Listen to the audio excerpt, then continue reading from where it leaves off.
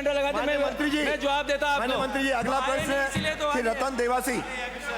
श्री रतन देवासी, अब हो गया प्रश्न संख्या 47। क्वेश्चन आवर में बात नहीं होती। श्री रतन देवासी, प्रश्न संख्या 47 हो गया। माननीय मंत्री जी, पढ़ने दीजिए। माननीय मंत्री जी, अध्यक्ष महोदय, मैं जवाब मेरे पास। क्वेश्चन आवर में आपका दूसरे का कोई इन्वॉल्वमेंट नहीं है। अध्यक्ष महोदय, आपकी व्यवस्था है पुरानी। अध्यक्ष महोदय, जवाब मेरे पास आ गया, मैंने पढ़ लिया उसको। वो मुझे बदलना होगा, बदल दूंगा। आप बैठिए, आपको अनुमति नहीं है, बिना अनुमति के आप नहीं खड़े हो सकते। बैठिए। खड़ा होना है साथ में। मैंने नहीं दी, मैंने नहीं दी। देने का अधिकार मेरा है, देने का अधिकार मेरा है, आपका नहीं है। हाँ, नहीं अनुमति, आप राजो, आप राजो। माननीय अध्यक्ष महोदय, हाँ, इसको मैंने पढ़ लिया है। मैं सप्लीमेंट इसमें चलो पूरा प्रश्न पूछिए। यस, मैं सप्लीमेंट।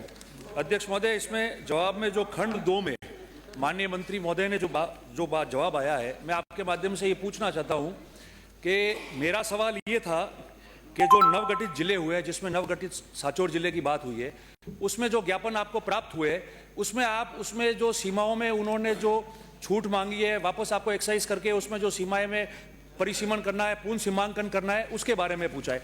आपने जवाब में लिख दिया, ये बात ठीक है कि 6 अक्टूबर को और 7 अक्टूबर को, 4 अक्टूबर को जो 2023 को माननीय मंत्री जी राजस्व मंत्री को अधिकृत किया था सरकार ने, उसमें उन्होंने 6 अक्टूबर और 7 अक्टूबर को आंशिक परिवर्तन कर दिया।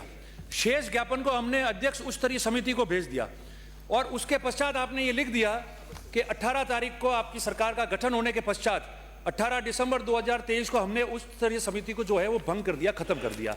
तो जो ज्ञापन आपने मुझे जवाब दिया कि हमने ज्ञापन उच्च स्तरीय समिति को भेज दिया है और उस समिति को आपने खत्म कर दिया है, तो उस ज्ञापन की सब मेरे 3 प्रश्न इसमें है।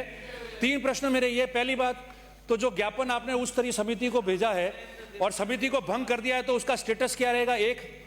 नंबर 2 प्रश्न ये है कि मैंने ये जवाब मांगा था कि आप उन ज्ञापन में क्या उनको परिसीमन, पूर्ण सीमांकन या आंशिक संशोधन की मांग जो की गई है, जिसके लिए उन्होंने धरना दिया था और आपके लोगों द्वारा कमिटमेंट किया था सरकार होने के 1 महीने में हम कर लेंगे, तो क्या आप उसमें परिसीमन, पूर्ण सीमांकन या फिर आंशिक संशोधन उन ज्ञापनों के आधार पर करेंगे कि नहीं करेंगे? ये 2 प्रश्न मेरे हैं माननीय मंत्री जी।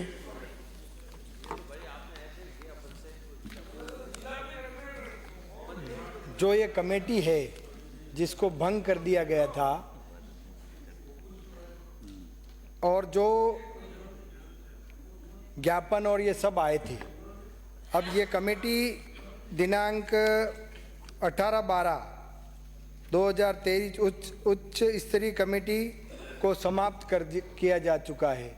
आने वाले समय में माननीय मंत्री जी ये पूछना चाह रहे हैं उस ज्ञापन का अब क्या होगा, ये पूछ रहे हैं। इसका उत्तर दे दीजिए, ज्ञापन का क्या होगा और क्या आप करना चाहते हो कि नहीं? बैठिए। माननीय अध्यक्ष महोदय, क्योंकि जिले की गठन करना और जो कमेटी के माध्यम से था, उस कमेटी को भंग कर दिया गया है। आने वाले समय में उस कमेटी का गठन करके इस बारे में विचार और विमर्श किया जाएगा। ये बैठिए। अगला प्रश्न श्री राम निवास गावड़िया, प्रश्न संख्या 48। बैठिए। माननीय साहब, श्री राम निवास भाई, कमेटी अलग गठन होकर के आपका उत्तर आ जाएगा।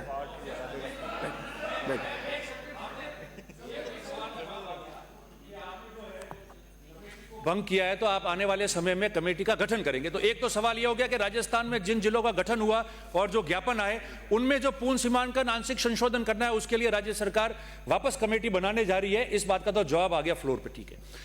मैंने मंत्री जी से इसके साथ में यही पूछना था, कमेटी को आपने ज्ञापन भेज दिए, वो उस पर तय करेंगे। क्या सरकार की भी ये मंशा है कि कमेटी गठन करने के पश्चात ये चाहेगी कि उसमें संशोधन करेंगे या नहीं करेंगे? ये दूसरी बात है, बस इतना। ये तो कमेटी पे निर्भर होगा, ये तो कमेटी पे निर्भर होगा। अगला प्रश्न श्री राम निवास, प्रश्न संख्या 48। माननीय मंत्री जी आ गया।